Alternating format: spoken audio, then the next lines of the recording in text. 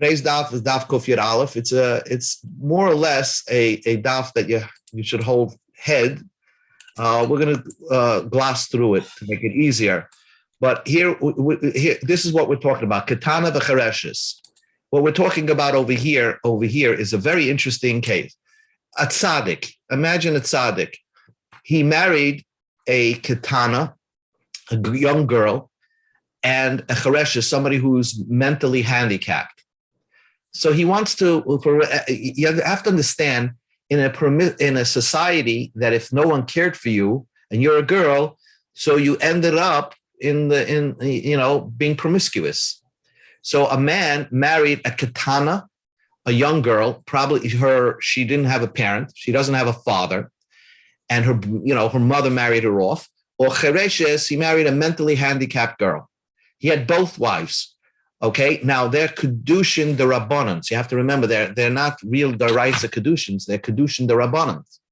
So now, when they fall to yibum, let's say he dies, and these two girls fall to yibum. The Mishnah says you can't do just yibum. Everything is going to be drabanan anyway, because the whole marriage to a mentally handicapped person or a katana is anyway drabanan. So the whole yibum is going to be drabanan anyway. But the Mishnah says you can't just do yibum on one of the wives. Let's say you do on the katana and you exempt the chereshes. It won't work that way. And you can't do yibum on the chereshes and you can't and exempt the katana. So the Mishnah doesn't offer you a solution. Now let's just explain one more point. A mentally handicapped girl, you can't even do chalitza, because the girl needs to have a kavana, intention, when she does chalitza. So chalitza is off the table for a chareshes. A katana can potentially do chalitza, but you have to wait till she's over bas mitzvah, right? But yibum can be done to a chareshes or a katana, because yibum means intercourse. You don't need their intentions, because all you need is the yavam to do what he needs to do, and he could consummate a yibum over here. But the Mishnah says you can't do. There's almost like the Mishnah doesn't offer up a choice. So let's see what happens. Amar Rav Nachman said, Ashkechate l'Rav Ada bar Ahava l'Rav Chana chasarnei. I found Rav Ada bar Ahava and his son-in-law, Rav Chana. Okay, so it's a Rosh Hashiva and his son-in-law. The Yasve v'kamakve akvosa b'shuka de Pumpadisa. They were gathering Talmidim in the marketplace of Pumpadisa, which is interesting. People were working and they just gathered Talmidim to discuss a Talmudic issue. V'amru, and they said like this. Haditnam, that we learned in our Mishnah, katana v'chareshes. If someone was married to a katana under bas mitzvah and a chareshes, mentally handicapped person, and he died, so now the two two girls, or whatever they are, fall to yibum. Ein bias achas man pateras sarasa. You can't just do bia with one of them and it would exempt the co-wife. So that doesn't work. So that's what the Mishnah said. So the Mishnah says, so he explained it. The reason is because the brother was a normal person, right? The brother that died was a normal person, and the tzaddik married a katana chareshes. So what's wrong? Why can't you do bia with one and exempt the co-wife like any yibum? You do, a man dies with 4 wives, you just do yibum with one and the others are exempt. The reason is because we don't know which one he really liked. The Loyadina, we don't know. Did the man who was married to these two women, to these two girls, did he like the katana? Did he like the deaf mute, the mentally retarded one? The handicapped one. Who was his favorite wife? And who did he consider himself married to? Maybe he liked the young girl, the one that's under bas mitzvah, the Asya Lechaldeya, because she's eventually going to get normal. But maybe he liked the mentally handicapped girl, the Gedali, that because she's an adult, she's not a kid. And he could have intercourse with her. So we don't know which one was his favorite wife. Therefore, they're on 2 different levels. You can't do a yibum to one and exempt the other. Avo, but he said the very interesting thing. Let's say the one that married these 2 women was Ma'achiv Cheresh, was a brother who was also mentally handicapped. So the mentally handicapped brother married a katana and a cherish and a mentally handicapped girl. He married a under bas mitzvah girl. So then, which one would you consider his main wife? He would love the chereshes. Why? Because it's most similar to him. They're both a little slow, mentally handicapped. The bas bi, and she's an adult, and he can have intercourse with her. Bas minahi, and they're the same type. That's what Rav Ada bar Abba was saying in the streets of Pumpadisa.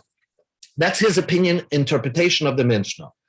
So Rav Nachman, when he heard that, I think the Mishnah still, even if the brother who passed on was also mentally handicapped, doesn't matter. Those two women, we still don't know which one is his main wife, and therefore you can't do yibam on one and exempt the other. So now the Mishnah didn't discuss what should you do. Keitze tekanosen. What should you do to remedy the situation so that this katana and this chereshes, and the chereshes again is mentally handicapped, these two girls should be able to have the right to marry somebody else. Amar Rav Chizda Amar Rav. Rav Chizda said in the name of Rav, koines hachereshes, you marry the mentally handicapped girl, and motzia beget, and then you give her a get right away. Uketana tamtin achik tagdil, and the girl that's under bas mitzvah, wait till she gets older, the tachlitz, and give her a chalitza. And that way, everybody can go free. Now, let's see why would you do yibam, have intercourse with the mentally handicapped girl? The reason is because, remember, she's mentally handicapped, chalitza is off the table for her. So for that girl, you marry. Now, you can't stay with that girl. Why can't I stay with that girl? Because you want to make sure that the other co-wife, the katana, has a way to get married and out of this situation. And just by marrying one chereshes, you won't exempt the co-wife. And the Gemara is going to explain why not. So therefore, if you would later on, when the katana gets older, you wouldn't be able to do yibam with the katana. So the only thing you'll be able to do is chalitza with the katana. But once you do chalitza with the katana, that means you're not allowed to live with the chereshes anymore. The reason is because once you give chalitza to any of a women, then you cannot live with any of the co-wives. So if you're going to give chalitza to the katana, automatically the chereshes would be disqualified from remaining with the yavam. So therefore, Rav's solution to the problem here is you marry the chereshes, you marry the mentally handicapped, umaytzia beget, and give her a get right away. That way she's free. And then katana, wait till she gets older and do chalitza. Amar Rav Chizda. Rav Chizda said, Shmamina, from the solution of Rav, that Rav offered, Ksava Rav had like this, interesting mathematical solution. You have to like games over here, like IQ games, and you figure out different possibilities, permutations of this. But right, exactly. So this is what it's saying. When you marry a mentally handicapped girl, Rav holds the chereshes knuya umushuyaretz. Really, the guy who marries the chereshes, he's acquiring her, but he's not acquiring her totally. He's only acquiring, let's say, 60% of the girl. When a person marries a chereshes, he's only married 60% of the girl. Katana, when a person marries a young girl, we don't know. Either it's 100 or nothing. Kinuya uve'ena kinuya. Either he totally marries her or she's not totally married to him because she has the possibility to annul the whole marriage, right? So therefore, when you view a katana, it's 100, or nothing, right? Or zero. So now think about that. So he said like this.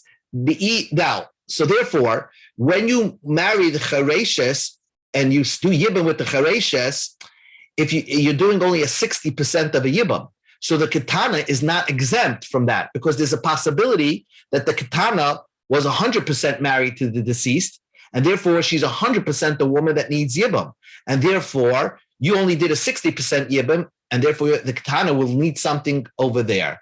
That's why the katana, you'd have to wait till she gets older till you do chalitza, because you can't just exempt it just because you did yibam on the chereshes. Or there's a possibility of nothing. So the isal kadaitach, if you would think chereshes knuya ve'enik knuya, if you would think that chereshes, the opposite, chereshes is 100 to 0, and the katana knuya mishieres. When you marry a katana, it's a 60% marriage. Then chereshes, why the solution does not have to be the way Rav said it. Chereshes amai koines umaitzia beget. Why did Rav say chereshes? You would have to gather her, to marry her, and get her out. If the chereshes was a 100% marriage, so mamanoshach, you could stay with the mentally handicapped woman, because mamanoshach, if she was 100% married to your brother, that means she's 100% falling to yibam, then you're doing a good yibam. And if she wasn't 100%, she was a 0 married to your brother, then you're just marrying a strange woman, and there's nothing wrong with that.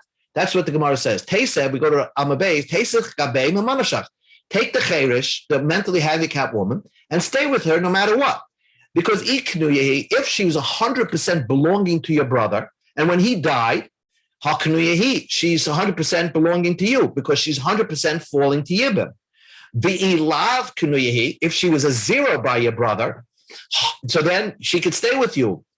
Then you're just marrying a girl that really was not married to your brother, because it's a 0, and so therefore there's nothing wrong with that. So why would you have to, according to Rav, take the chereshes and give her a get right away?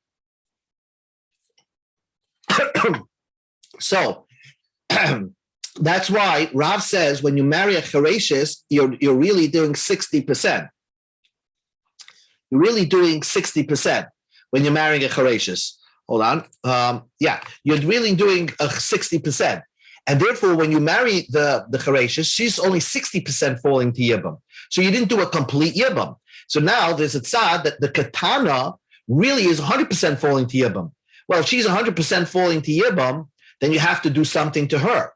And therefore, you have to give her a chalitza. But once you give her a chalitza, then you can't stay with your chereshes anymore. And therefore, Rav said, for the chereshes, you marry her and give her a get.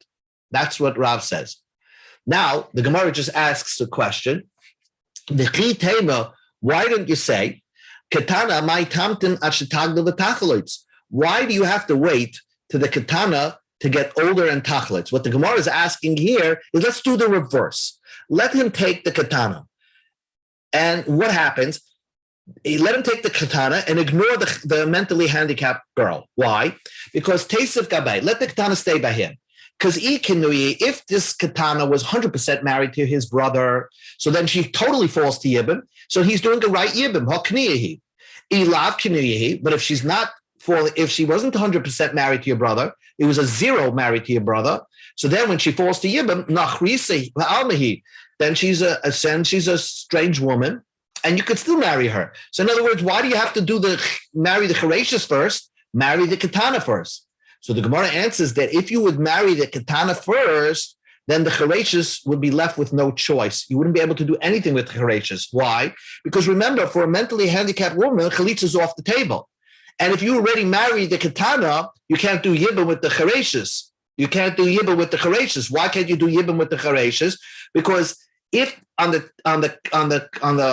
opinion that you totally did a yibam with the katana, once you do yibam with one wife, you can't do yibam with the other wife, because the pasuk says once you did yibam with one wife that falls to yibam, you can't do marry the other wife. So therefore, you can't do yibam with the chereshes, and you can't do chalitza, and this chereshes will be stuck forever. And chereshes b'may tepen.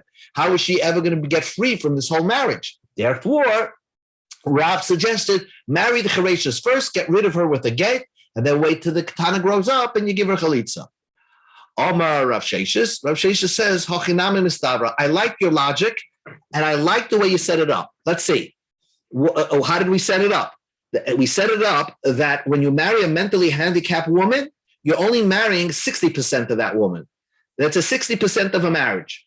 And you can't marry the total woman. That's the way the Rabbanan looked at it. And when you marry a katana, it's either 100% or 0. We don't know. It's like 100 or nothing. This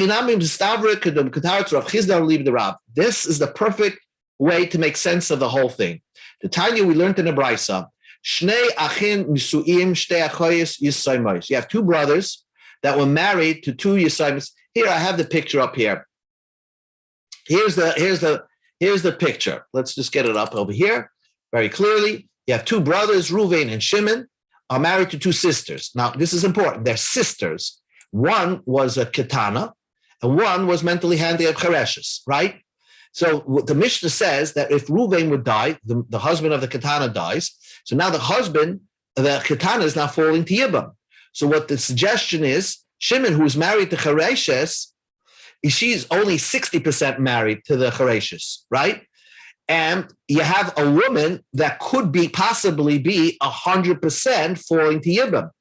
So she would override his own wife. So what the Mishnah says, you should get rid of, the Brisa says, you get rid of the Chereshes. It means we force Shimon to divorce his wife and then give Chalitza to the Ketana when she grows older, which he can't do Yibam with the Ketana because maybe she's a zero and he was just married to the Chereshes. But he has to do Chalitza with the Ketana. Well, a Ketana can't do Chalitza, but you can wait till she's older, then you do Chalitza. That's what the Brisa says first. That's first case of the Brisa. Now the Brisa says another case. And the second case is the reverse order. Reuven and Shimon, again, they're married two sisters. Reuven's married to Ketana, but this time, and Shimon, who's married to Chereshes, dies. So now the Chereshes, which was 60% married to Shimon, now falls to Yibam. So if Reuven is 100% married to the Ketana, then this meant this woman will not fall to Yibam, the Chereshes, because she's a sister. And there's a possibility that he's 100% married to her sister, right? There's a possibility that she would not fall to Yibam. But if we say that he's a zero, not really married to the Ketana, then this 60 Chereshes does fall to Yibam. What do you do in that scenario? So we also force him to give a get. But the problem is you can't give Chalitza to the Chereshes. As we said, somebody who's mentally handicapped, you can't do anything. So the Mishnah says Chereshes will be asa forever. Funny thing, you get rid of your own wife, and the Yavama will forever never be able to get married. But then the Brisa adds on, but if he did and went ahead and had relations with the Chereshes, if he did, then he can get rid of her with a get. And everything will stim according to the mathematics that we're doing over here. The time that we learned to the Brisa, let's see it over here. Two brothers were married to two sisters who are Yisaimis, right? Ketana v'Chereshes. One's a young, and one Chereshes doesn't have to be under Bas Mitzvah, but she's a Chereshes, not mentally in shape. Meis Balasha Ketana, Chereshes Yoitzes Beget. Uketana Tamdim Machik Dagel Betachlitz. That's the first case I explained. Meis Balasha Chereshes, Ketana Yoitzes Beget, the Chereshes Asur La'olam. Now, Be'im Ba Ala Chereshes. In the second case, right over here, if he had relations with the Chereshes after getting rid of his wife, and he doesn't want to see this Chereshes never be able to marry, and he actually did relations with her, then she could go free. Why? Because Noisla get Behutra. She gives her a get and she could go free. Why? Because, let's see what Rashi says, because Mamanashach. If his Ketana, if he was fully married to the Ketana, then she never fell to Yibam, this Chereshes. So this marriage that she's falling to Yibam is nus. She never fell to Yibam, so his relations is nothing. And if Ketana was not married to him, then he did a good Yibam, because his wife was a complete zero, and therefore this Chereshes is 60% falling to Yibam. So he did a good Yibam over there, so he could give her a get, and she could go away. So all this mathematics makes sense the way we learned it now. If you look at a Chereshes, is 60% marriage and just as a leftover. And Ketana Knuya, Ve'ena Knuya, and a Ketana is 100% or nothing. Mishim Hachi, everything makes sense in this price. When you subsequently did relations with the Chereshes, you're not supposed to, but you did it anyway. No get v'hutra. The Amrit, we say Mamanasha. If your wife, the Ketana, was 100% married to you, then this Chereshes never fell to Yibam. That's his sister of his wife. She wouldn't fall to Yibam. But if you're not married to your own wife, Shapa b'yabim, you're doing a very good yibam. So everything makes sense. But if you're going to say the opposite, Eli Amrit, now, like always the Gemara goes the opposite. Let's say the opposite. Chereshes is 100 or nothing. Chereshes knuya ve'eni knuya. Katana is knuya u'mishiyeres. Katana is, it's a 60% marriage with a katana. Wait a second. So let's see, reverse the order. Ki bo ala chereshes. So you got rid of your wife. And this woman, ki bo ala chereshes, if you come married to the chereshes, amai noisun will get v'hutra. Why would you give a get and she would go free? You never will miyabim her. Have like be a psula patra. Very interesting what the Gemara is saying over here. If you reverse the order, okay, let's reverse the order. If you reverse this and say that he was 60% married to the katana, 60% married to his own wife, 60, and by the chereshes it's 100 or 0, right? We say it's 100 or 0. So then, if he gets rid of his wife, right, and the Brisa says if he would go ahead and have relations with the chereshes, all he has to do is give a get because that's a good yibam, right? That's not true. Because since he was 60% married to her sister, and even if she 100% falls to yibam, that yibam is a pasala yibam because there's a chance it's 40% that she falls to yibam, but 60% he was married already to his sister. That yibam would not exempt her from a chalitza, and therefore she would actually need a chalitza. But you can't do chalitza with a chereshes, so the brisa would not make sense. Be a psulai patra wouldn't exempt her from chalitza. So the Gemara says that wouldn't be a proof. Hamani Rab Nechemi. That brisa goes according to Rabbi Chemia, the Amma who said be a psula pateres mechalitza. That even if you do a bia that's not a good yibam, it's like a quasi yibam, still it would exempt the woman from chalitza. So maybe you could reverse the order, but then and you say that brisa goes according to Rab Nechemia. So the Gemara says if you're going to say Rab Nechemia, if you're going to say the brisa is going to be Rab Nechemia, Ema Seifa. Let's look at the end of the brisa. A person was married to one person was married to two yisoimes, katana and chereshes, and he died. First he married the katana and then married the chereshes. What should you do? Chereshes yoitzes beget, or katana tamtin achig tigdova tachlitz. Here the Brisa says that what we were saying before, which was what's the suggestion of Rav, perfect suggestion of Rav. Kitana and chereshes, two yisoimes. A person was married to both women. What should you do? You marry the chereshes, goes out with a get, and the katana wait till she gets older and give a chalitza. The amrit, if you say bishlama chereshes knuya mashiyares, you married a 60% girl. Katana knuya ve'ena knuya he ever rabbanan he, and it goes according to Rabbanam. Mishum hachi, therefore, you don't do bia with the katana. Tamtin achetagdel v'tachalites. Why? You have to wait till she gets older and then do chalitza. Why? Because if you did the katana first, right, and then you're doing the chereshes, we have a problem. Dilma kodem uboil chereshes bereisha. We're afraid that maybe you're going to do with the chereshes first, the mentally handicapped first, and you did a 60% yibam, and then you're going to do the katana, bia psula, and the katana is a bia psula, and therefore, if you're going to do it that way, she won't go out. She can't just leave. She would have to have a chalitza also. Therefore, we say in all cases, we try to give a chalitza to the katana. Okay. Therefore, even if you came on the katana first and then you came on the chereshes, right, you still have to wait to give a chalitza to the katana because there's afraid that you might reverse the order. And if you marry the cheresh first and the katana, if you marry the cheresh first and then you're going to do marry the katana, that's a bia psula for the katana, and it wouldn't exempt her from chalitza. Eli Amrit Nam Nechemia, Hama bia psula patura. Shmamina, where here we prove Rabbanan here, the whole Bryce is Rabbanan. What's a Shmamina? When you walk away from this, and you have to hold cup, but walk away from this, that what the Gemara is concluding that for sure, when a person marries a mentally handicapped woman, a mentally handicapped woman, he's making a 60% marriage. Drabanan, this is all drabanan. And I'm throwing out the number 60. What the Gemara uses the expression is you're marrying her, but you're leaving something on the table. It's not a full marriage. And when you're marrying a katana, it's either 100 or nothing.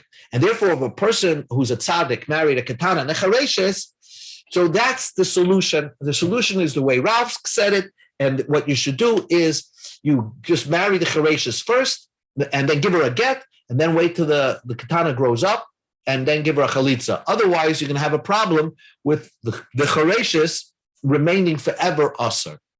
Amar Rav Nashi, Reisha Nami Shma Min Adar Rabbanan, the katana in Baal chareshes knows to get behutra, the katana Baal katana knows to get behutra. Imishim ha like in a chareshes listen to the kanti katana the kanti yisur. Katana listen to the kanti like the kanti yisur. You have to know what he's saying over here, but basically, what the Gemara wanted to prove is from the beginning of the brisa, you could say that the whole brisa is according to Rabbanan, but the Gemara says not true. It's not definitive that you prove it from the beginning of the brisa. Again, this is all brings that point home about marrying a mentally handicapped woman versus marrying a katana. Let's go into the next Mishnah. Misha haya nasi l'shtei yisaymis katanas. A person, let's go to here. A person, Reuven, was married to two Yisaymis katanas, a katana, right? And he died, right? He was married to two katanas. They're not, obviously not sisters. You can't marry two girls who are your sisters. And Reuven died without children. And his two wives fall to Shimon for Yibam. And Shimon comes and marries one of them. Let's say he marries the green one. And then he goes there and marries the katana. He did Yibam on both of them. So then he just gets rid of the katana, gives her chalitza, and he could stay with the first one. That's what the Mishnah is saying. You're not supposed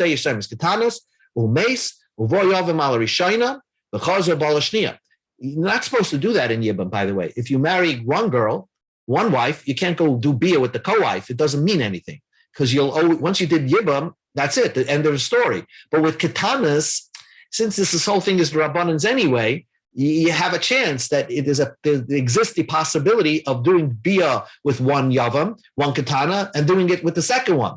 But the Mishnah says, we got on the base, Lord Pasal as a Rishona, the first one you could remain married to. Because if the first one was his 100% wife, in other words, if you look at it as 100%, married to these two katanas, then Shimon did Yibam right away, and the thing that he did with the second katana is just nus. If he's married to none of them, then Shimon just married one and could marry the second one, but we asked him to divorce the second one, but he could still remain married to the first one. The Chaybeis Charshus, this would hold true if a person was married to two mentally handicapped women.